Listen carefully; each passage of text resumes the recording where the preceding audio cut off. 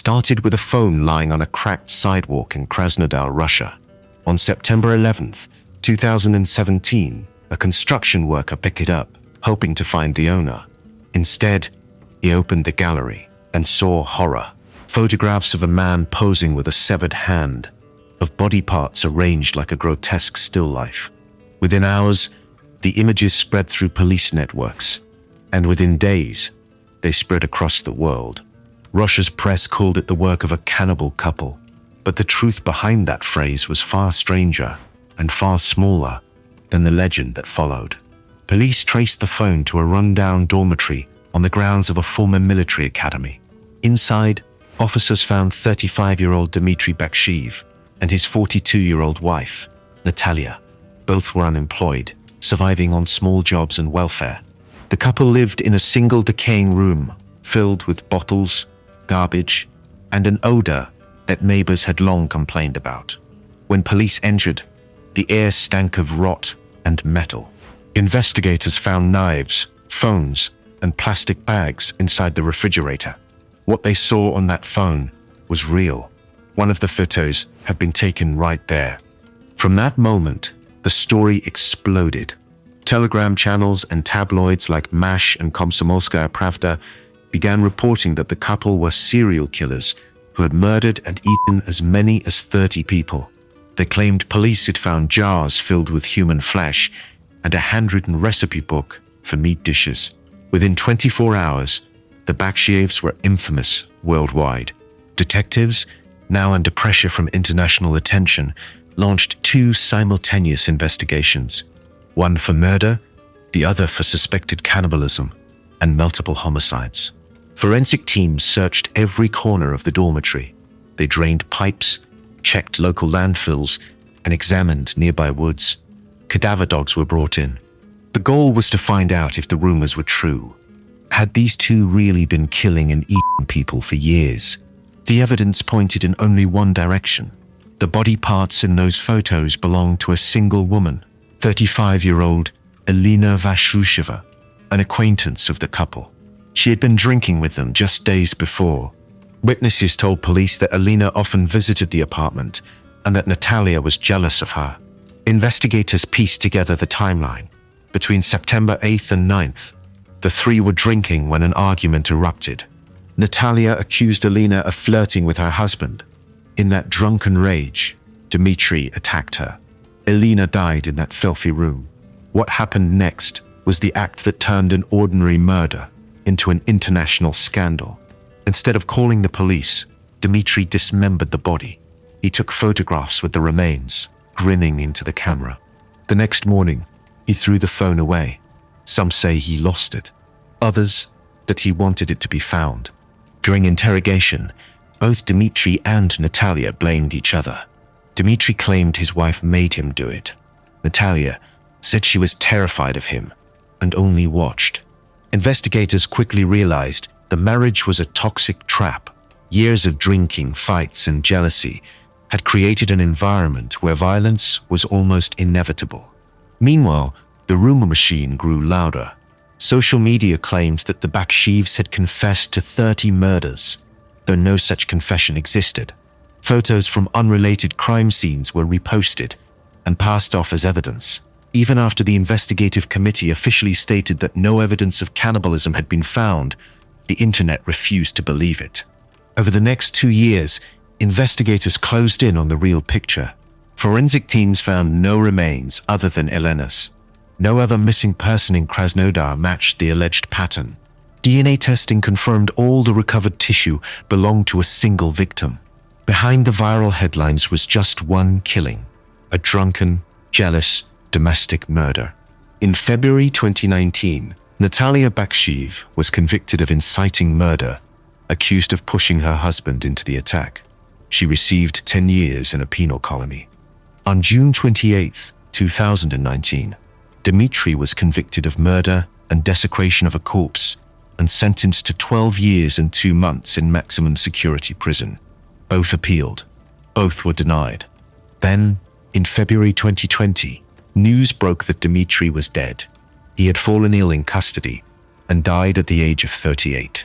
No evidence of foul play was found. But his death gave new life to conspiracy theories.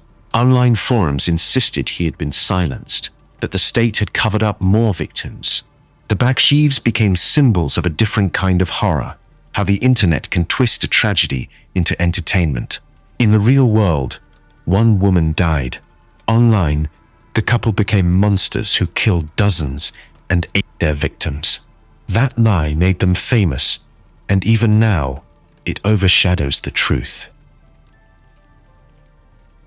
In the quiet farmlands of Missouri, murder doesn't usually wear overalls and a church smile. But for Ray and Faye Copland, an elderly couple living on a dusty stretch of property outside Mooresville, evil came wrapped in flannel, stitched into the rhythm of rural life. They looked harmless, grandparents with weathered hands, tending to cows in a vegetable garden. But behind the barn doors and polite nods, they ran one of the most chilling and deceptive killing sprees ever uncovered in the American Midwest. Ray and Faye weren't Bonnie and Clyde. They weren't young, impulsive thrill seekers. They were in their 70s, and they were methodical. Between 1986 and 1989, they lured drifters to their farm, promised them honest work, and then turned them into disposable tools in a scheme that mixed fraud with cold-blooded murder. Ray Copland was the face of the operation. Hard, quiet, quick to anger. He'd spent decades drifting in and out of prison for theft and forgery. He never held a steady job for long, and he didn't like being told what to do. His wife, Faye, seemed the opposite. Soft-spoken, religious, a homemaker who baked pies for church socials.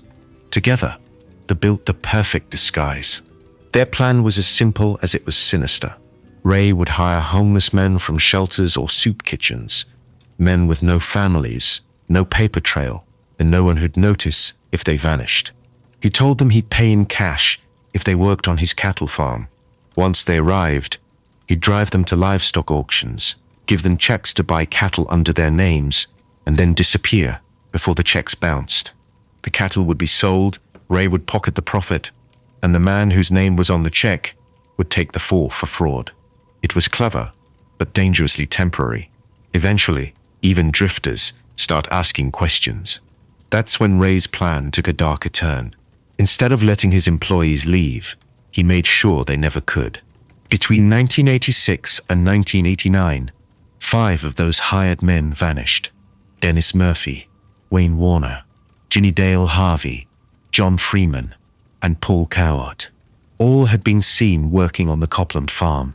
All were later found buried in shallow graves across nearby properties, each shot in the back of the head with a .22 caliber rifle, the same rifle Ray kept by his bedside.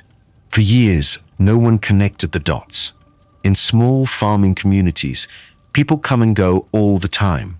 It wasn't until 1989, when a drifter named Jack McCormick narrowly escaped the farm, that the truth began to surface. McCormick told police that Ray had tried to recruit him for easy money, but something about the man terrified him. He claimed that while cleaning the barn, he'd found human bones buried under hay. The sheriff's office dismissed his story at first, until McCormick passed a polygraph and described the farm in eerie detail. A search warrant was issued. Detectives descended on the Copland property, shovels and metal detectors in hand. Within days, they unearthed the bodies. 5 men, each murdered execution style.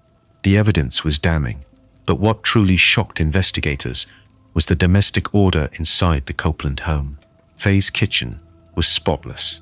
A welcome friends sign hung over the doorway, and in a closet, folded neatly among quilts and linens, police discovered a handwritten list. On it were the names of every man Ray had hired, with some names marked off by X's. Every X corresponded to a dead man. When the news broke, America couldn't believe it. Ray and Faye Copland became an instant media obsession, the elderly farm couple who killed for profit. At the time of their arrest in October 1989, Ray was 75 years old, and Faye was 69. Reporters camped outside their small-town courthouse, trying to reconcile their age with the brutality of their crimes. During interrogation, Ray remained cold and uncooperative, refusing to answer most questions. Faye, on the other hand, wept and painted herself as an abused, submissive wife who had no part in the killings. She claimed she was terrified of Ray, that he was violent, controlling, and that she'd been forced to follow his orders for decades. But prosecutors saw something else. They saw a woman who had kept detailed records of the men her husband hired, who washed the sheets after every disappearance, and who stitched quilts made from the victim's old clothing. Ray was tried first. In 1990, he was convicted of 5 counts of first-degree murder and sentenced to death. He showed no emotion when the verdict was read, only muttering, "They didn't prove a thing." The following year, Faye went on trial. Her defense team portrayed her as a battered woman, a victim of psychological and physical abuse. But the jury didn't buy it. The evidence, the list, the connections, the shared life built around the scheme tied her to the crimes. She was also sentenced to death, making Ray and Faye Copland the oldest married couple ever sent to death row in the United States. Public opinion was split. Some saw Faye as a willing accomplice who shared her husband's greed and cruelty. Others saw her as a tragic figure who had lived under the thumb of a violent man. In 1999, after years of appeals and deteriorating health, her sentence was commuted to life in prison without parole. Ray never made it that far. In October 1993, before his execution date, he died of natural causes in the state penitentiary, defiant until the end, insisting he'd been framed. Faye Copeland lived long enough to see herself turned into a symbol. She became a fascination for journalists and criminologists alike, the grandmother who kept score of murder victims on a handwritten list. She died in 2003, at the age of 82, having spent her final years in a nursing home after a stroke. As of 2025, the Copelands farmhouse still stands, an empty relic in Livingston County. Neighbors say it's quiet there now, just wind through the grass and the sound of cattle in the distance. But for those who know the story, it's not silence. It's the echo of a gunshot fired decades ago by a man who smiled like your neighbor and a woman who kept the list that sealed their fate. In December 2000, Wichita, Kansas was wrapped in snow and Christmas lights, the kind of quiet Midwestern winter people take comfort in. But that calm was shattered by 2 brothers whose week-long rampage would leave 5 people dead, 2 cities terrified, and an entire nation struggling to understand how so much cruelty could fit inside just a few days. Their names were Reginald and Jonathan Carr. To outsiders, they looked like ordinary young men, brothers from Dodge City trying to make it in life. But by the time they were caught, they had become the faces of one of the most brutal crime sprees in modern American history. What they did between December 7th and December 15th, 2000, is now known as the Wichita Massacre. It began with small crimes, armed robberies, carjackings, and home invasions. But the violence escalated fast. The Carrs weren't just stealing money, they were playing God with people's lives.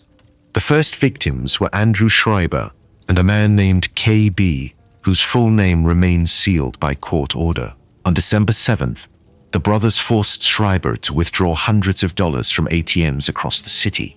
They beat him, threatened to kill him, then released him in a field. He survived, but only because they let him. 4 nights later, the Carrs broke into a house belonging to 55-year-old Anne Walenta, a local cellist and orchestra librarian. When she tried to drive away, Reginald shot her through the car window. She managed to call 911 and describe her attackers before she died in the hospital. Her words would later help connect the dots once the nightmare fully unfolded. Then came December 14th, the night that turned their crimes into legend. Around 11 p.m., the Carrs forced their way into a suburban home where 5 friends in their 20s were hanging out. Jason Beffert, Brad Haker, Heather Muller, Aaron Sander, and a woman whose name remains protected by law as the lone survivor. They were young professionals, teachers, coaches, college graduates, spending a normal winter evening together. Over hours of captivity, the brothers raped the women and forced the victims to perform non-consensual sexual acts on each other under threat of death before taking them to the ATM. There, each friend withdrew money and handed it over. When they returned to the house, the brothers decided to erase every witness.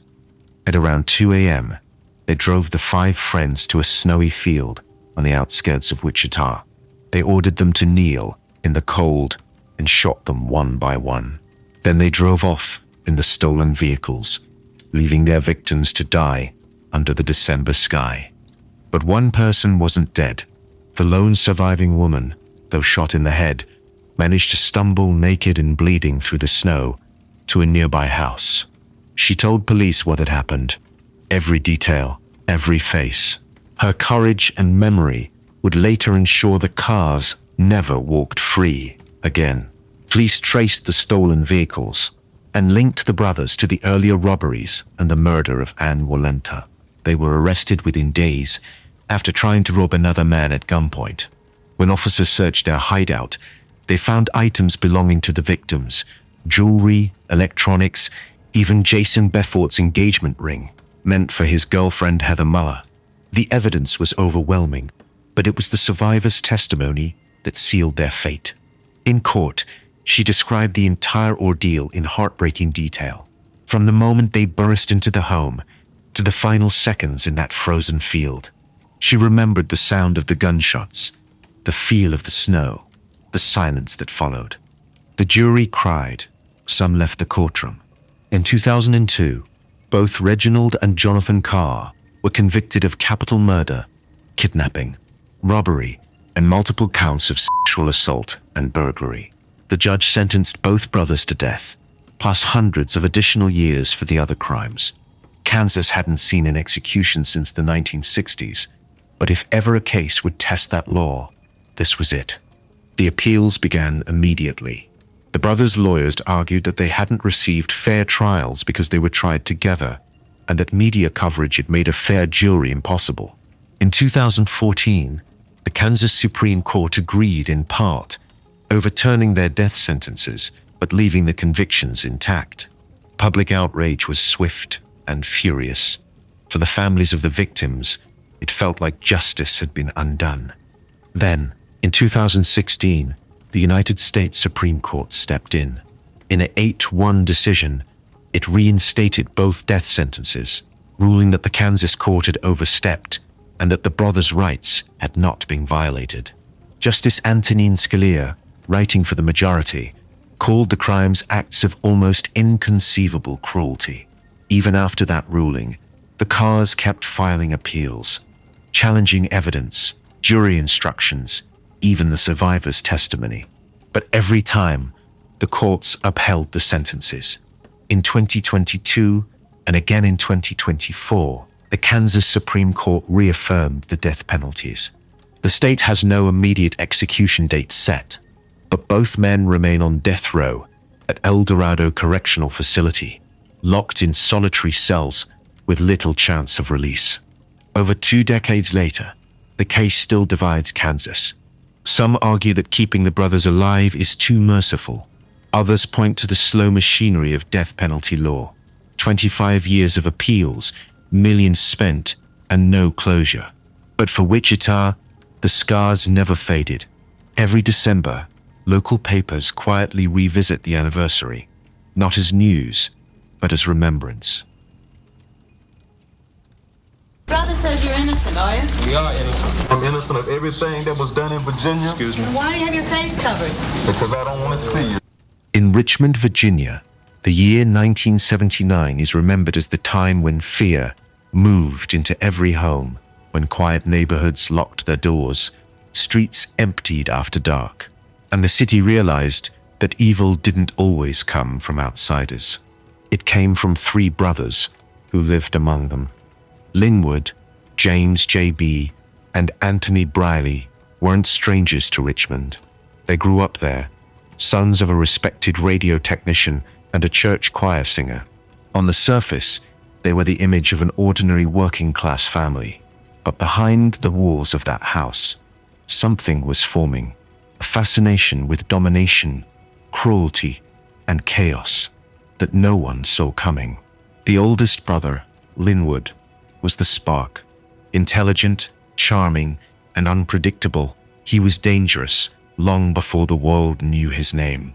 In 1971, when he was just 16, Linwood aimed a rifle out his bedroom window and killed a 57-year-old neighbor named Orline Christian, claiming afterward he thought the man was shooting at birds. He served time in juvenile custody and was released early. Within years, he was back in Richmond, reunited with his brothers James and Anthony, and ready to turn the city into his hunting ground. Their reign of terror began in March 1979 and lasted just 8 months. In that short time, they committed at least 11 murders, plus robberies, assaults, and home invasions. Their victims were chosen at random: elderly residents, couples, families, strangers caught in the wrong place at the wrong time. It wasn't about revenge or greed. It was about control. The first major victim was 76-year-old William Bill Harvey, a beloved local radio personality. The brothers broke into his home, robbed him, and then set him on fire while he was still alive. That was their message to the city. No one was safe. After that, the killings came quickly. They shot drivers, store owners, and couples in parked cars. By the fall of 1979, Richmond was paralyzed by fear. People who had lived their whole lives without locking their doors started nailing boards across windows. The city's murder rate exploded. Detectives worked around the clock, but with no pattern, no motive, and no survivors. The Brileys moved through the city like ghosts. Then came the crime that turned fear into panic. On October 19th, 1979, the brothers targeted the home of 23-year-old Harvey Wilkerson. Inside were his common-law wife, Judy Barton, and her 5-year-old son, Harvey Barton Jr. The Brileys tied them up, robbed them, and then killed all three. Judy Barton was pregnant. Even hardened homicide detectives broke down at the scene. The investigation turned when their friend and accomplice, Duncan Meekins, was arrested on unrelated charges. Facing a lifetime behind bars, Meekins agreed to cooperate. His confession read like a horror novel. 3 brothers who treated murder like entertainment, who watched the news coverage of their own crimes and laughed about it. With Meekins' help, police tied the Brileys to 11 murders in total. They were arrested on October 20th, 1979, without resistance. Inside the interrogation room, Linwood smiled. James joked with detectives. Anthony said almost nothing. It was as if none of them understood what they'd done, or they simply didn't care. The trials in 1980 were among the most publicized in Virginia's history. Evidence flooded in: fingerprints, stolen goods, Meekins' testimony, and witness accounts. The jury heard stories of victims shot in their driveways, strangled in their beds, burned alive. Linwood and James were both sentenced to death. Anthony, only 21 at the time, received multiple life sentences. Meekins was spared execution for his cooperation. For Richmond, it should have been over, but 5 years later, the Briley name would terrify the country all over again. On May 31st, 1984, Linwood and James Briley escaped from Mecklenburg Correctional Center, Virginia's high-security death row. With 4 other inmates, they overpowered guards using makeshift weapons, stole uniforms, and staged a fake bomb threat to seize control of an entire cell block. They walked out of the prison through the front gate. It was the largest prison break in Virginia history. The Briley brothers were free for 19 days. News of the escape hit national headlines. Schools went on lockdown. Families in Richmond slept with lights on again, terrified that the brothers would come home to finish what they started. The manhunt stretched from Virginia to Pennsylvania. On June 19th, 1984, the FBI and U.S. Marshals cornered them in Philadelphia, hiding in a friend's apartment. Surrounded, they surrendered quietly, the same calm that had followed them through every stage of their crimes. Back in custody, their executions moved quickly. Linwood Briley was electrocuted on October 12, 1984. At the age of 29, James followed on April 18th, 1985, at 28. Neither man showed remorse.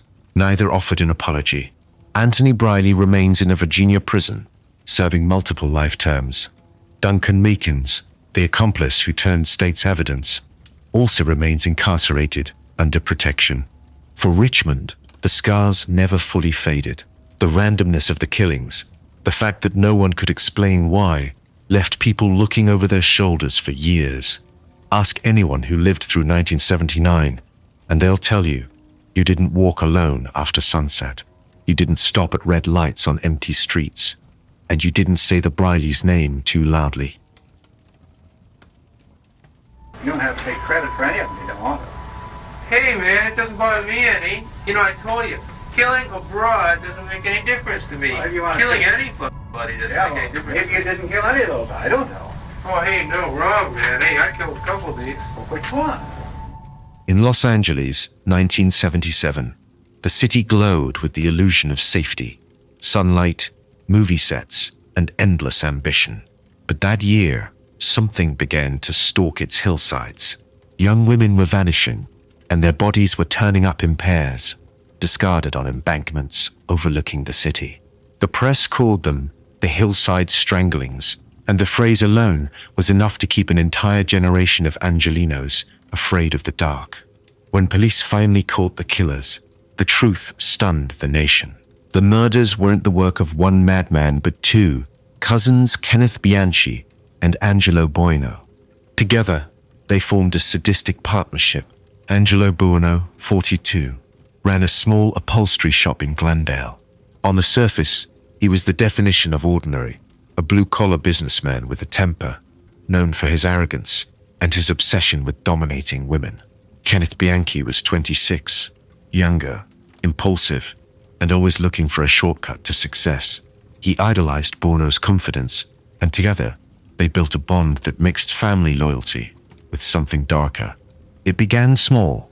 They started posing as undercover police officers, using fake badges to pull over women on the street or lure them into Bueno's house for questioning. But once inside, the facade dropped.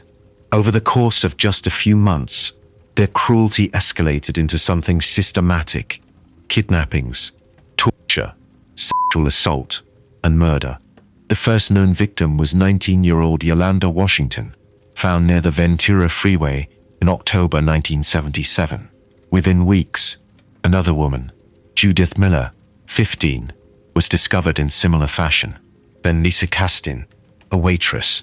Then Lauren Wagner, a student. The bodies kept coming, each showing signs of strangulation and staging. Detectives noted the eerie similarities: rope marks around the neck, signs of being posed after death, makeup reapplied, fingernails cleaned. All had been strangled, the signature that would give the killers their name. The media frenzy was instant.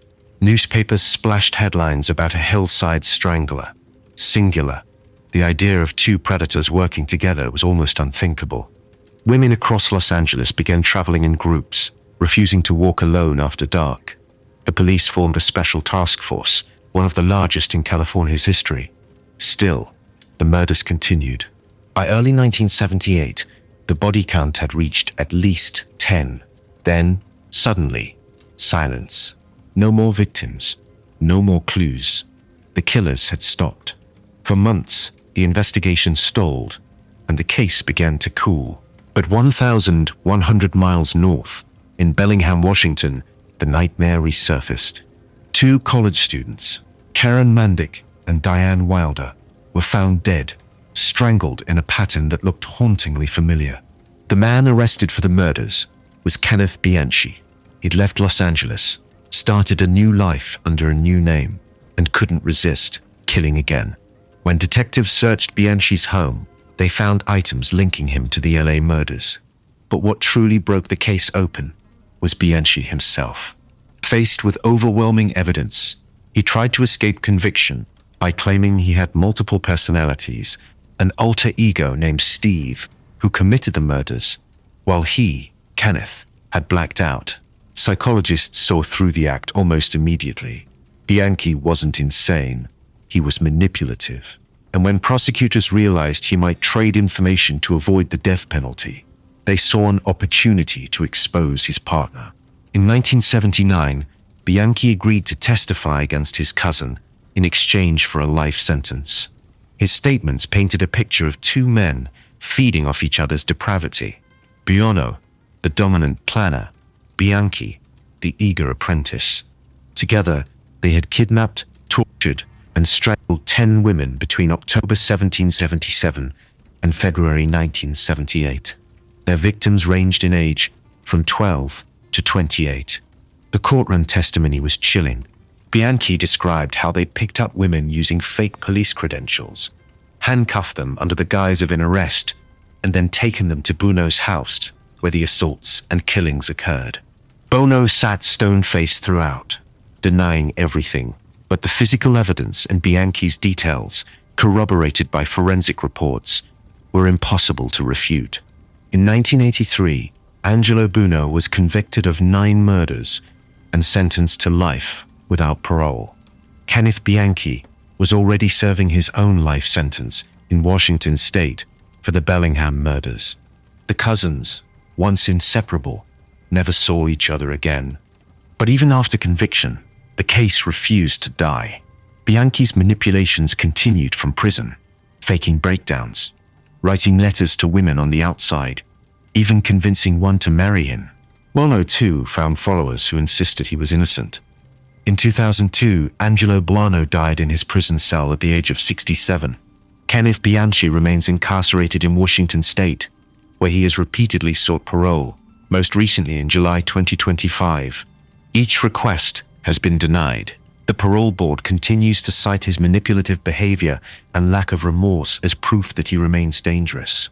The case changed how the city thought about trust, about uniforms, authority, and safety itself. It forced women to question anyone claiming to be a protector, and it redefined how law enforcement studied serial partnerships. They were cousins who made murder a family business, proof that even blood ties can twist into something unrecognizable. In June 2009, a black Nissan Sentra was pulled from the Rideau Canal in Kingston, Ontario. Inside were the bodies of 4 women, 3 teenage sisters, and a 50-year-old woman. At first, police thought it was a tragic accident, a car that had somehow slipped into the water.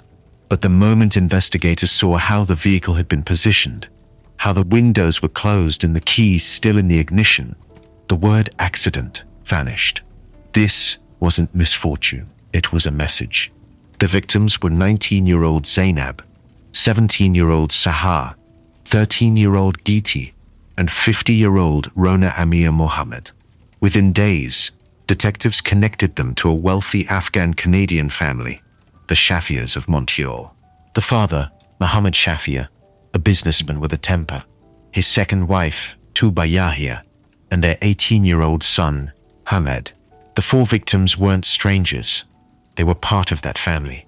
And as police dug deeper, they uncovered a story of obsession, control, and what prosecutors would later call one of Canada's most disturbing honor killings. To understand how it happened, you have to understand the Shafia household. Mohammed Shafia had built his fortune through real estate and small businesses after immigrating from Afghanistan. Outwardly, the family appeared successful. Big house, new cars, polite smiles. But inside those walls, the atmosphere was suffocating. Shafia ruled like a dictator. His daughters were forbidden to date, to dress like other Canadian teenagers, even to speak freely at school. They lived under constant surveillance. Then there was Rona, the first wife, a quiet, soft-spoken woman who'd been forced into polygamy when Mohammed married Tuba, her much younger second wife. Under Afghan law, the marriage was legal. In Canada, it was not. Rona was treated like a servant in the home, humiliated and isolated. But she stayed close to the girls, who saw her as a second mother. What no one outside the family knew was that the 3 daughters had begun to push back. Zainab, the eldest, secretly dated a Pakistani boy her father disapproved of. Sahar confided to teachers that her father called her a whore for talking to boys. Getty, the youngest, begged child services to take her away. Even Rona, the first wife, reached out to relatives overseas, saying she feared for her life. By spring 2009, the family's internal tensions were about to explode. Shafia had learned about Zainab's boyfriend and felt humiliated. He complained to relatives that his daughters were bringing shame on his name. In his worldview, the daughter's defiance wasn't teenage rebellion, it was dishonor that had to be erased. On June 22nd, the family left Montreal on what they said was a vacation road trip. They drove 2 cars, the Lexus SUV and the Nissan Sentra. They stopped in Toronto, then headed toward Niagara Falls. Somewhere along that journey, the plan took shape. According to the police reconstruction and later court testimony, sometime after midnight on June 30th, the family's Nissan was driven into the Kingston Mills Locks, a remote canal area. The 4 victims, Zainab, Sahar, Giti, and Rona, were inside the car. Evidence showed the vehicle had been pushed in deliberately, likely using the family's Lexus to ram it forward. The car sank quickly, trapping the women inside. When questioned the next morning, Mohammed Shafia, Tuba, and Hamed told police they'd stopped at a motel overnight and must have lost track of the others.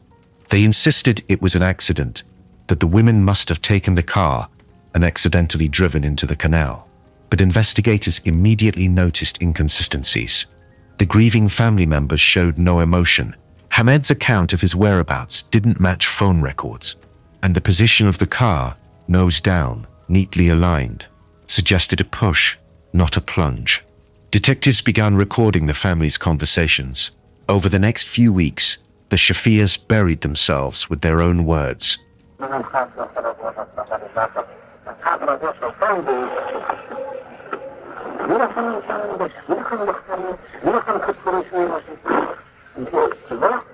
It was the kind of confession investigators almost never get, not shouted in anger, but spoken in calm conviction. In July 2009, all 3, Mohammed, Tuba, and Hamed, were arrested and charged with 4 counts of first-degree murder. The trial, which began in late 2011, revealed a chilling portrait of family ideology turned lethal. The Crown argued that the killings were planned, coordinated, and executed as a family operation to restore their honor. Evidence showed that Hamed had scouted the canal location days earlier, and that the family's Lexus had damage consistent with pushing the Nissan into the water. Throughout the proceedings, the defense maintained it was a tragic accident, that the daughters might have gone for a late-night drive and lost control. But the mountain of forensic evidence and recorded conversations told another story. The jury deliberated for just 15 hours. On January 29th, 2012, all 3 were found guilty on all counts and sentenced to life imprisonment with no chance of parole for 25 years. In the courtroom, Mohammed Shafia remained defiant. "We are not murderers," he told the judge. But his words carried little weight against his own voice and tape, condemning his daughters for shaming the family. None of them ever admitted guilt. The Canadian public's outrage was immense. Politicians called it a national tragedy, not just because 4 lives were lost, but because the victims were killed by those meant to protect them. As of 2025, all 3 Shafias remain in prison. Their appeal to the Supreme Court of Canada was denied, and their life sentences stand. The Shafia murders are now remembered not just as a crime of violence, but as a crime of belief, the idea that reputation outweighs life, and that honor can justify murder. In April 2016, Pike County, Ohio, a quiet rural stretch known more for its winding back roads than for crime, woke up to a horror no one could comprehend. 8 members of one family, the Rhodens, were found shot to death across 4 different homes. Every victim executed at close range. It was the largest mass murder in Ohio's history, and it wasn't random. From the start, investigators sensed something personal. There were no signs of forced entry, Dogs were left alive. Children were found unharmed, sleeping next to their parents. Whoever did this knew the Rhodens, knew their routines, their homes, their fears. But for 2 years, the case remained unsolved. Rumors ran wild. Cartel involvement, meth disputes, revenge killings. The truth, when it came out, was stranger, colder, and more calculated than any of those theories. The killers were not outsiders. They were another family, the Waggers. 4 of them. A father, a mother, and 2 grown sons. A family who killed together. The Wagners and Rhodens had once been connected by love. Jake Wagner, the younger son, had been in a long relationship with one of the victims, 19-year-old Hannah Rhoden. Together, they had a daughter. The relationship was turbulent. Jealousy, control, custody disputes. Hannah eventually left Jake, began seeing someone else, and refused to sign custody papers that would give him full control of their child. According to prosecutors, that was the breaking point. What followed was a family conspiracy so meticulous that even veteran investigators call it one of the most complex criminal plots they'd ever seen. The Waggers didn't act in rage. They planned. For months, maybe years. The family patriarch, George Billy Wagner III, and his wife, Angela, ran the family like a small army. Their sons, George IV and Jake, were the foot soldiers. They studied the Rhodens' habits, bought surveillance equipment, forged documents, and even built homemade silencers. The goal wasn't money. It wasn't revenge in the traditional sense. It was control, permanent custody of a little girl. On the night of April 21st, 2016, the Waggers set their plan in motion. They split into teams and drove to the Rhodens' rural properties under the cover of darkness.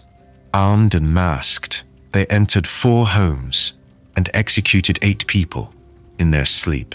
The victims ranged from 16 to 44 years old. Some were shot multiple times. One was killed while lying in bed with her newborn baby beside her. By morning, the massacre had wiped out nearly an entire generation of one family. Sheriff Charles Reeder, who led the early investigation, said it looked like a military-style operation. The precision and the sparing of the children confirmed what everyone feared. This wasn't a drug war. This was personal. But for more than 2 years, the Wagners lived as if nothing had happened. They moved to Alaska, taking the child with them, and tried to start over. They even cooperated publicly with police at first, giving interviews and attending funerals. Angela Wagner wrote social media posts mourning the victims. Behind the facade, however, investigators were closing in. The Ohio Bureau of Criminal Investigation spent over 30,000 hours on the case, collecting evidence from 19,000 tips and 500 interviews. The break came when agents uncovered a mountain of digital and physical proof, documents, text messages, homemade silencers, and gun parts matching the shell casings at the crime scenes. In November 2018, the entire Wagner family was arrested in coordinated raids. George Billy Wagner III, Angela, George IV, and Jake were each charged with 8 counts of aggravated murder and conspiracy. Prosecutors alleged that the killings were committed with prior calculation and design, and that all 4 had participated in every step of the plan, from scouting the homes to cleaning the weapons. The arrests shocked Pike County. These were not faceless killers. They were local, people who shopped at the same grocery stores, attended the same churches, waved at the same neighbors. The trials took years.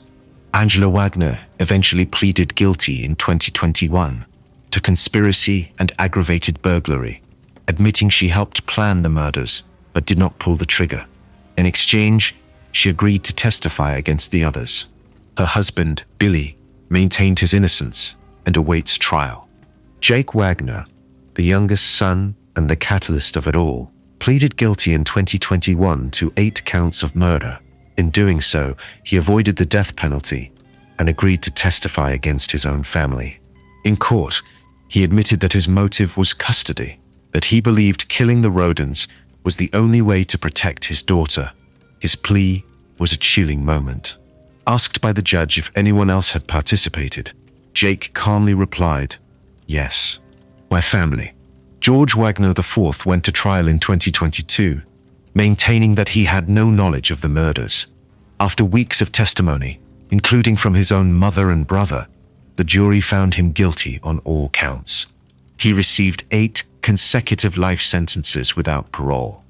In January 2025, the Ohio Court of Appeals ruled that Jake Wagner will be eligible for parole after 32 years, a technical adjustment under Ohio law, though the state has already moved to appeal. As of 2025, Jake and George IV remain in maximum security prisons. Angela continues serving her 30-year sentence. Billy Wagner still awaits trial, maintaining he's been framed. For Pike County, the tragedy has never truly ended. The surviving Rhoden relatives have had to rebuild from nothing. The custody battle that once tore 2 families apart has left a permanent scar. One child at the center of it all, now growing up with both sides of her family marked by blood. In September 2017, firefighters in South London responded to a call about smoke coming from the backyard of a modest townhouse in Wimbledon. They expected a garden fire, maybe trash burning, but what they found instead stopped them cold. A charred body in a shallow pit, still smoldering beneath a pile of wood and debris. It was a human being. That body belonged to 21-year-old Sophie Lyonnais, a French au pair who had come to London full of optimism, hoping to improve her English and see the world. She had been living in that same house for over a year, working for a wealthy, eccentric couple, fashion designer Sabrina Couider and her partner, Wissam Medouni. To neighbors, the couple seemed intense but harmless. Behind closed doors, their home was a nightmare of delusion, control, and psychological torture that would end in murder. Sabrina Couider was striking, a French-Algerian socialite with expensive taste, known for her volatile temper and her connection to celebrities. She'd once dated Mark Walton, a founding member of the boy band Boyzone. Their relationship had ended years earlier, but to Sabrina, it never truly ended. She became obsessed with the idea that Walton was spying on her, hacking her phones, and trying to destroy her life. Her paranoia consumed her, and she convinced her new partner, Wissam Medouni, to believe it too. When Sophie Lyonnais entered their home in 2016, she stepped into that delusion. She was young, quiet, and trusting, the perfect target for Sabrina's manipulative personality. What began as a simple nanny job quickly turned into captivity. Couider's obsession with Mark Walton spiraled into madness.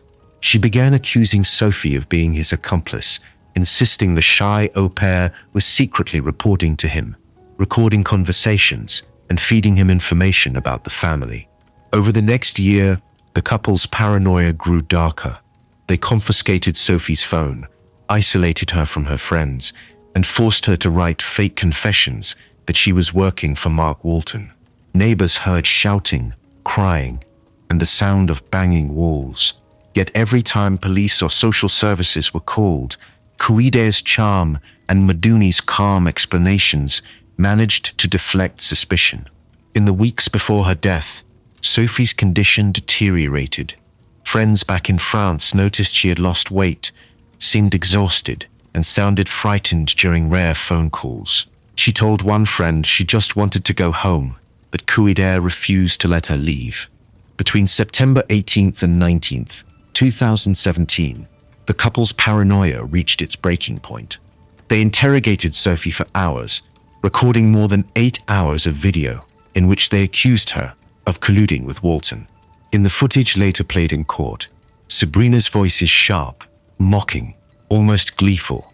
Exhausted, starving, and terrified, Sophie mumbles apologies, trying to calm them.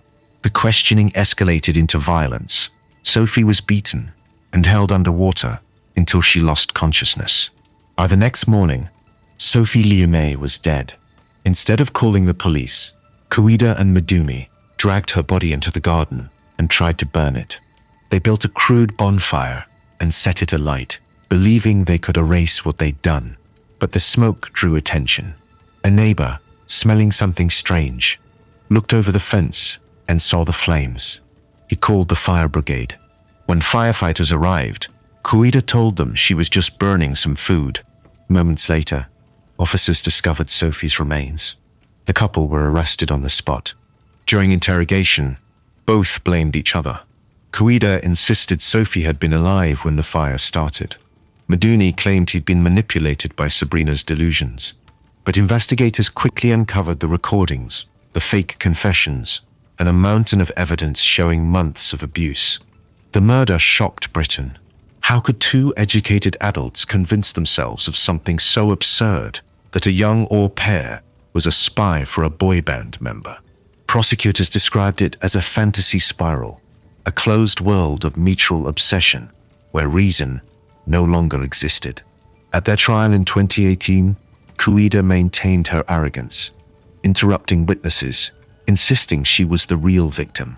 Maduni appeared broken, admitting they had lost control. The jury saw through both. The evidence of sustained psychological and physical abuse was overwhelming. On May 24, 2018, both were convicted of murder and sentenced to life imprisonment with a minimum of 30 years before parole. The judge called their crime a brutal and sustained campaign of torture driven by utterly unfounded fantasy. During sentencing, members of Sophie's family sat silently, holding photographs of her smiling in happier days.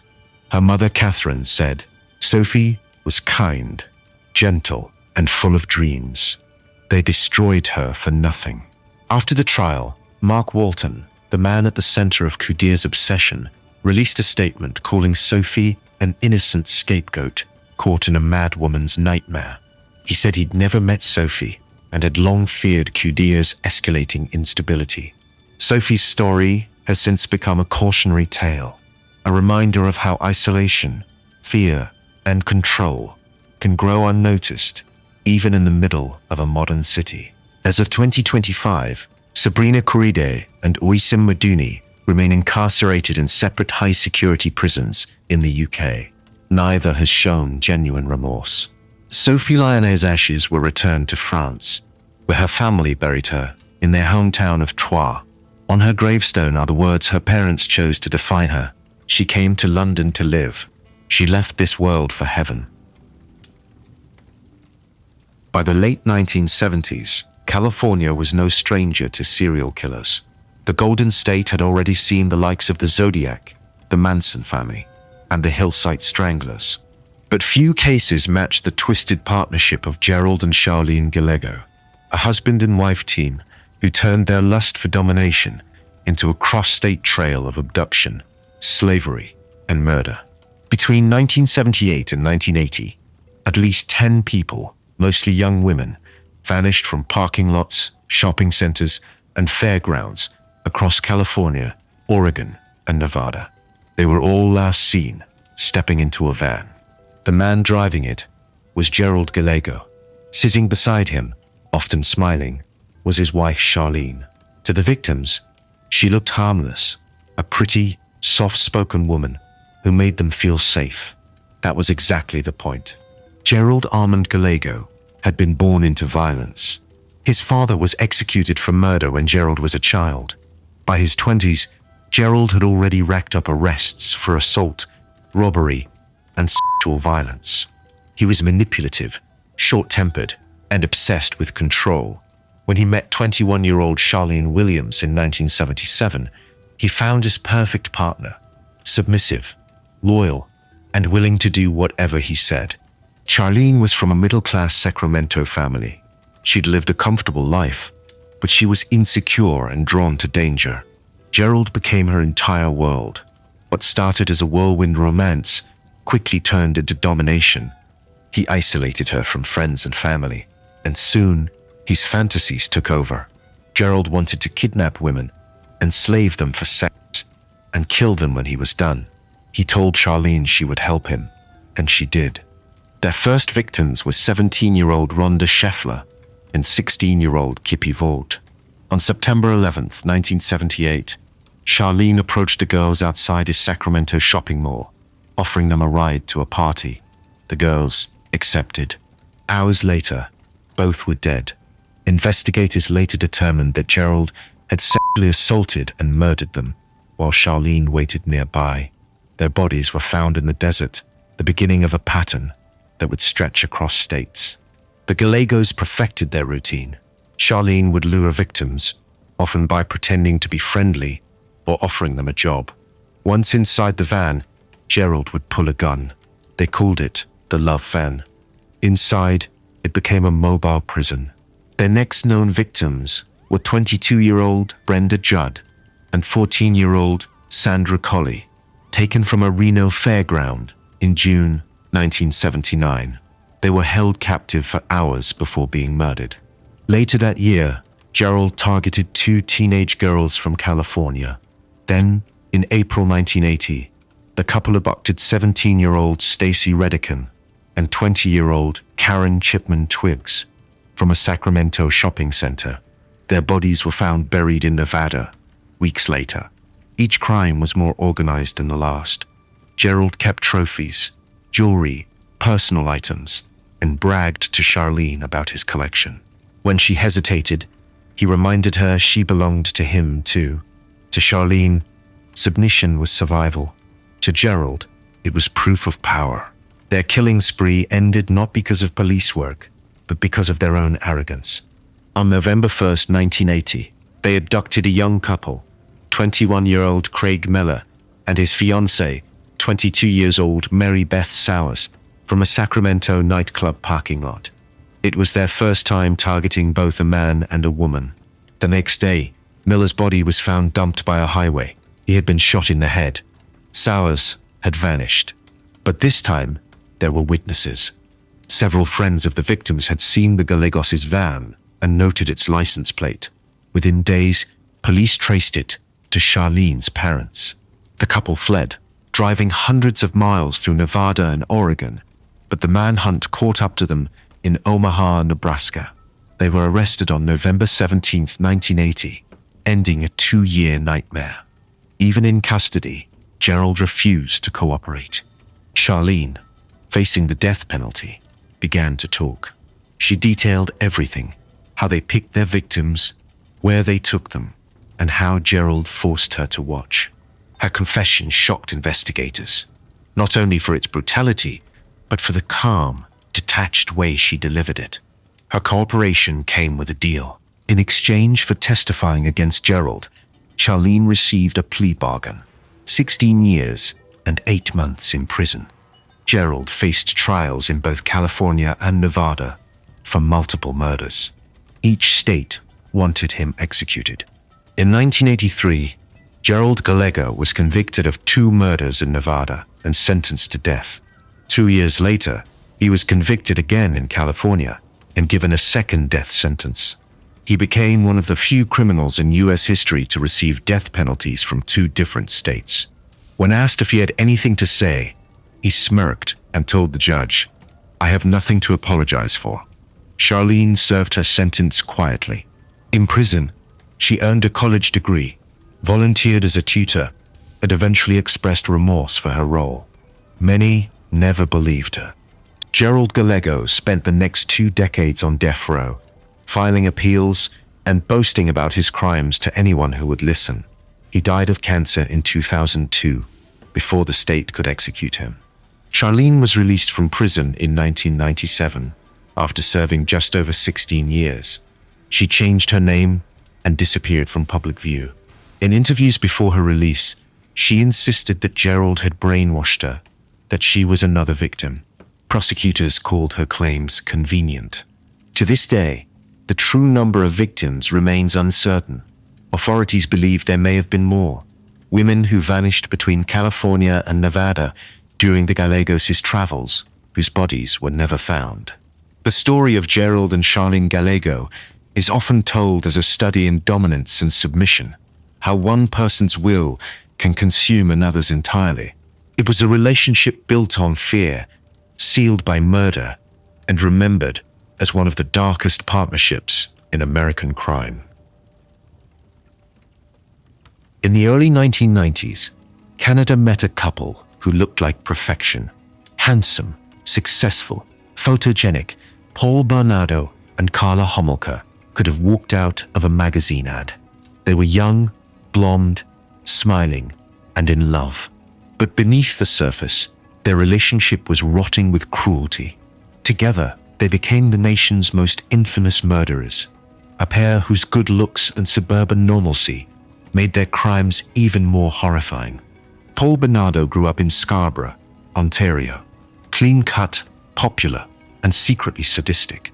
From the outside, he was every parent's dream, polite, ambitious, studying accounting at the University of Toronto. But by the late 1980s, police were hunting a man known as the Scarborough Rapist. A predator was attacking women near bus stops across the city. More than a dozen assaults marked by the same pattern of control and humiliation. For years, the rapist eluded capture. DNA evidence had been collected, but technology hadn't yet caught up. Then, in October 1987, Paul met Carla Homolka at a hotel restaurant. She was 17, pretty, sharp, and obsessed with pleasing him from the moment they met. To Bernardo, she was a dream come true, a partner who didn't recoil from his dark fantasies, but encouraged them. Their chemistry was instant, and within weeks, they were inseparable. But Carla wasn't the victim many later tried to paint her as. She was a willing participant. When Paul confessed his violent urges, she didn't run. She indulged him. Their relationship quickly evolved into a world of sexual dominance and control, one where Paul's sadism and Carla's desire for approval became indistinguishable. By 1990, Bernardo was still secretly the Scarborough Rapist. At the same time, he began turning his attention to Carla's own sister, Tammy. In one of the most disturbing turns in Canadian criminal history, Carla decided to gift her sister to Paul. On December 23, 1990, during a family Christmas party, Carla drugged 15-year-old Tammy with animal tranquilizers stolen from her veterinary job. Bernardo assaulted her while Carla watched, filming the entire attack.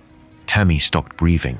Panicked, the couple called 911, claiming it was an accident caused by alcohol. Authorities believed them. The death was ruled misadventure. That night should have stopped everything. Instead, it became the beginning.